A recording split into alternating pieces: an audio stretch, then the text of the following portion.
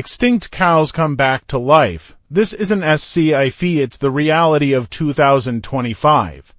What if this is just the beginning? The era of mass cloning started quietly. In Tibet, scientists created the world's first cloned pea and knew the offspring of yaks and cattle, solving a breeding problem that plagued humans for centuries. These super cows produce 3 times more milk than regular yaks with 15% higher fat content, but male sterility once pushed their genes to the brink of disappearance. Then in Changqing, 8 cloned Zhongmu and Apagiosa cattle were born, saving to species with a total population of only 58 individuals left. All it took: a skin sample the size of a fingernail, frozen at -196 degrees Celsius in liquid nitrogen, and precise embryo engineering. Why clone on a large scale? For herders on the Qinghai Tibet Plateau, cloned pea and ni mean survival. Their high yields boost income in the harsh, high-altitude environment.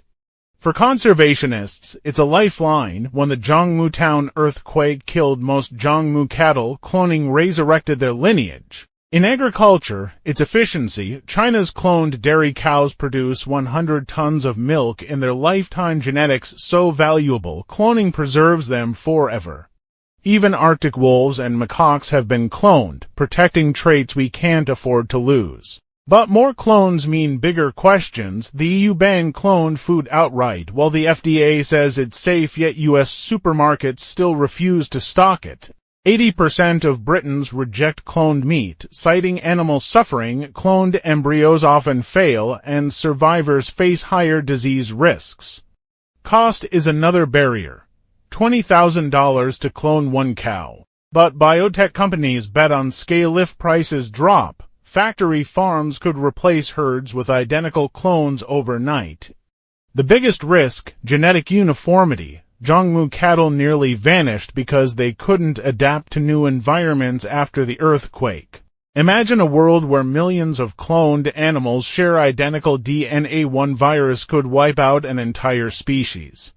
Scientists warn, cloning preserves genes, but not diversity. The Tibetan Antelope Clone Project now combines gene editing to avoid this trap, creating super-adaptable individuals without losing genetic variety. Mass cloning isn't a choice between utopia or disaster, it's about rules.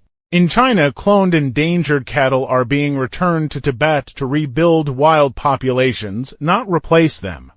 In labs, super pea and niu are being engineered to fix male sterility, working with nature, not against it. The question isn't will we clone more, it's can we clone wisely.